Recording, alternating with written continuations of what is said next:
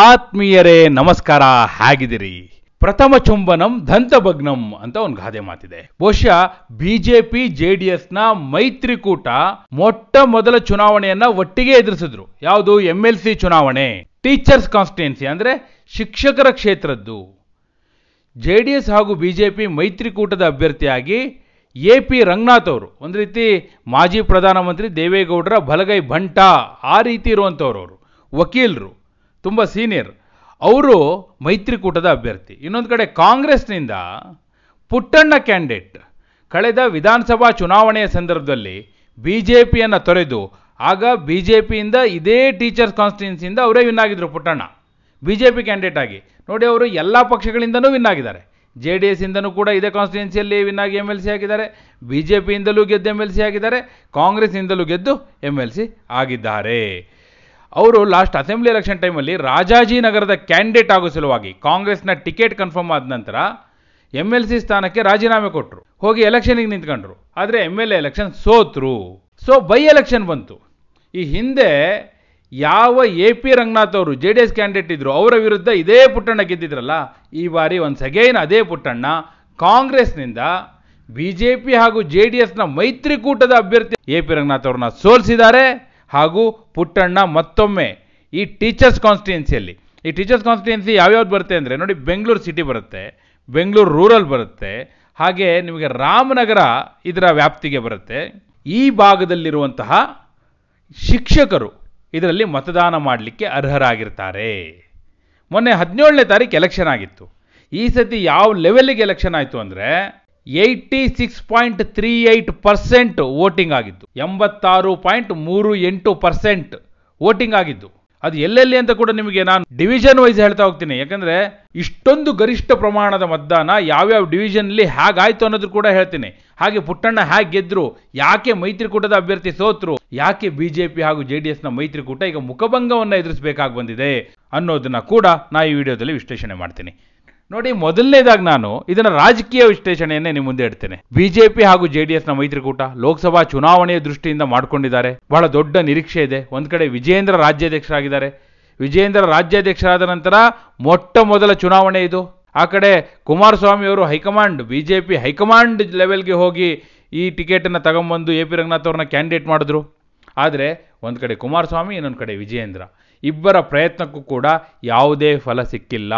ರಾಜ್ಯ ಮಟ್ಟದಲ್ಲಿ ಹಾಗೂ ದೇಶದ ಮಟ್ಟದಲ್ಲಿ ನಾಯಕರು ಒಂದಾಗಿದ್ರು ಕೂಡ ತಳಮಟ್ಟದಲ್ಲಿ ಕಾರ್ಯಕರ್ತರು ಇನ್ನೂ ಒಂದಾಗಿಲ್ವಾ? ಈ ಪ್ರಶ್ನೆಯನ್ನ ಈ ಸೋಲು ಹುಟ್ಟು ಹಾಕಿದೆ. ನೋಡಿ, 2019ರ ಲೋಕಸಭಾ ಚುನಾವಣೆಯಲ್ಲೂ ಕೂಡ, ಲಾಸ್ಟ್ ಎಲೆಕ್ಷನ್ಲ್ಲೂ ಕೂಡ JDS ಹಾಗೂ ಕಾಂಗ್ರೆಸ್ ಮೈತ್ರಿ ಮಾಡಿಕೊಂಡಾಗ ಇದೇ ಪ್ರಾಬ್ಲಮ್ ಆಗಿತ್ತು. ಕಾರ್ಯಕರ್ತರು ಒಪ್ಕೊಳ್ಳೇ ಇಲ್ಲ ಆ ಮೈತ್ರಿನ. ಕಾರ್ಯಕರ್ತರು ಪರಸ್ಪರ ಒಂದಾಗಲೇ ಇಲ್ಲ. ಹೀಗಾಗಿ ಕಾಂಗ್ರೆಸ್ ಹಾಗೂ JDS ಎರಡೂ ಬಹಳ ದೊಡ್ಡ ಮುಖಭಂಗವನ್ನು ಎದುರಿಸಿದ್ದು. ಮೈತ್ರಿಕೂಟ ಗೆದ್ದಿದ್ದು ಕೇವಲ 2 ಸೀಟು. ಹಾಸನದಲ್ಲೊಂದು JDS, ಬೆಂಗಳೂರು ಗ್ರಾಮಾಂತರದಲ್ಲೊಂದು ಕಾಂಗ್ರೆಸ್, ಬಿಟ್ಟರೆ ಎಲ್ಲ ಕ್ಷೇತ್ರ ಸೋತ್ಬಿಟ್ರು. ಮೈತ್ರಿ ಮಾಡಿಕೊಂಡ್ರು ಕೂಡ. ಈಗ ಒನ್ಸ್ ಅಗೈನ್ ಅದೇ ಸ್ಥಿತಿಗೆ ಏನಾದರೂ JDS ಹಾಗೂ ಬಿಜೆಪಿ ಬಂದು ನಿಂತಿದೆಯಾ? ಈ ಪ್ರಶ್ನೆಯನ್ನ ಈ ಸೋಲು ಹುಟ್ಟು ಹಾಕಿದೆ. ಆದರೆ ಇದರಿಂದನೇ ನಾವು ಅಳೆದು ತೂಗಿ ಹೇಳ್ಬಿಡಕ್ಕಾಗಲ್ಲ, ಈ ಮೈತ್ರಿ ನಡೆಯಲ್ಲ ಅಂತಲೂ ಹೇಳಲಿಕ್ಕೆ ಬರೋದಿಲ್ಲ. ಇದು MLC ಎಲೆಕ್ಷನ್ ಸೀಮಿತವಾಗಿ ನಡೆದಿದೆ.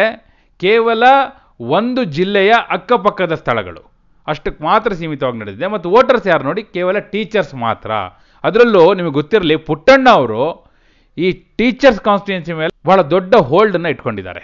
ವೋಟ್ ಮಾಡುವಂಥ ಟೀಚರ್ಸ್ ಏನಿದ್ದಾರೆ ಬಹಳ ವಿಶ್ವಾಸದಲ್ಲಿದ್ದಾರೆ ಪುಟ್ಟಣ್ಣ ಅವರಿಗೆ. ಸೊ ಹಾಗಾಗಿ ಅವರಿಗೆ ಅದು ಪ್ಲಸ್ ಆಗಿದೆ. ಮತ್ತು ನೋಡಿ, ನಾನು ಹೇಳಿದೆ ಈ ಸತಿ ಭಯಂಕರ ವೋಟಿಂಗ್ ಆಯಿತು ಅಂತ. ನೀವು ಹೇಳ್ತಾ ಹೋಗ್ತೀನಿ, ಬೆಂಗಳೂರು ಅರ್ಬನ್ ಡಿಸ್ಟಿಕ್ಕಲ್ಲಿ, ಬೆಂಗಳೂರು ನಗರ ಜಿಲ್ಲೆಯಲ್ಲಿ 83.97% ವೋಟಿಂಗ್ ಆಗಿದ್ದು. ಹಾಗೆ BBMP ಕೇಂದ್ರ ಪ್ರದೇಶದಲ್ಲಿ 83.19%, BBMP ನಾರ್ತಲ್ಲಿ 82.43%. ನೀವು ನೋಡಿ, ಎಲ್ಲ 80% ಮೇಲೆ. BBMP ದಕ್ಷಿಣದಲ್ಲಿ 82.51%. ಇನ್ನು ನೀವು ರಾಮನಗರ ಬನ್ನಿ, ಬೆಂಗಳೂರು ಗ್ರಾಮಾಂತರ ಬನ್ನಿ, ಅಲ್ಲಿ ಬೆಂಗಳೂರು ಗ್ರಾಮಾಂತರದಲ್ಲಿ 96%, 96.02%. ರಾಮನಗರದಲ್ಲಿ 95.77%. ಅಂದರೆ ಯಾವ ಲೆವೆಲ್ಲಿಗೆ ವೋಟಿಂಗ್ ಆಗಿದೆ ಅನ್ನೋದಕ್ಕೆ. ಎಷ್ಟೆಷ್ಟು ಓಟ್ ತಗೊಂಡ್ರು? ಪುಟ್ಟಣ್ಣ 8260 ಓಟ್ ತಗೊಂಡ್ರು.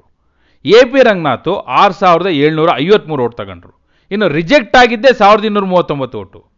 ಸೊ ಹಿಂಗಾದರೂ ಪುಟ್ಟಣ್ಣ ಕಡೆಗೆ 1507 ಮತಗಳ ಅಂತರದಿಂದ ಗೆದ್ದು ವಿಜಯಶಾಲಿಯಾಗಿದ್ದಾರೆ. ಇದರೊಂದಿಗೆ ಮತ್ತೊಮ್ಮೆ ಪುಟ್ಟಣ್ಣ ತಮ್ಮ ಹಿಡಿತವನ್ನು ಸಾಬೀತು ಮಾಡಿದ್ದಾರೆ. ಆದರೆ ಬಹಳ ದೊಡ್ಡ ಚರ್ಚೆ ಆಗೋದು ಈ ಸೋಲಿನ ಮೂಲಕ BJP ಹಾಗೂ JDSನ ಮೈತ್ರಿಕೂಟ ಸಕ್ಸಸ್ ಆಗುತ್ತಾ ಇಲ್ವಾ? ಬಹುಶಃ ಇದು ಲೋಕಸಭಾ ಚುನಾವಣೆಯಲ್ಲೂ ಮರುಕಳಿಸುತ್ತಾ? ವಿಜೇಂದ್ರ ರಾಜ್ಯಾಧ್ಯಕ್ಷರಾದ ನಂತರ ಮೊದಲ ಚುನಾವಣೆ, ಕುಮಾರಸ್ವಾಮಿಯವರು ಮೈತ್ರಿ ಮಾಡಿಕೊಂಡ ನಂತರ ಮೊದಲ ಚುನಾವಣೆ. ಈ ಮೈತ್ರಿಗೆ ಮುಖಭಂಗವಾ? ವಿಜೇಂದ್ರ ಅವರಿಗೆ ಮುಖಭಂಗವಾ? ಕುಮಾರಸ್ವಾಮಿಯವರಿಗೆ ಮುಖಭಂಗವಾ? ಈ ಎಲ್ಲ ಪ್ರಶ್ನೆಗಳನ್ನ ಈ ಒಂದು ಸೋಲು ಹುಟ್ಟು ಹಾಕಿದೆ. ಈಗ ಕಾಂಗ್ರೆಸ್ ಅವರು ಏನು ಮಾಡ್ತಾರೆ?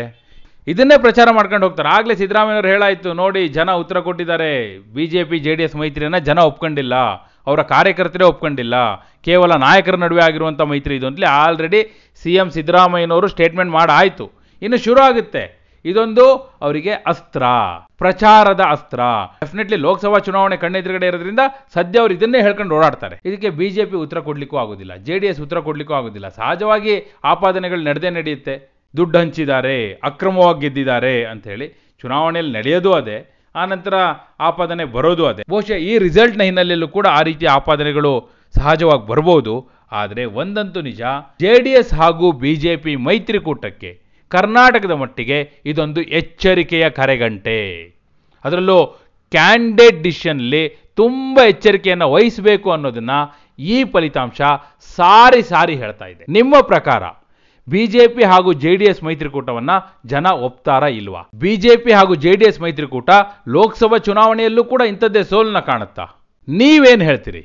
ನೀವು ಮೈತ್ರಿಕೂಟಕ್ಕೆ ಜೈ ಅಂತಿರೋ ಅಥವಾ ಕಾಂಗ್ರೆಸ್ಗೆ ಜೈ ಅಂತಿರೋ? ಕಮೆಂಟ್ ಮಾಡಿ. ಹಾಗೆ ನೀವಿನ್ನೂ ನಮ್ಮ ಚಾನಲ್ನ ಸಬ್ಸ್ಕ್ರೈಬ್ ಮಾಡಿಲ್ಲ ಅಂದರೆ ಈ ಕೂಡಲೇ ಸಬ್ಸ್ಕ್ರೈಬ್ ಮಾಡಿ. ಧನ್ಯವಾದ.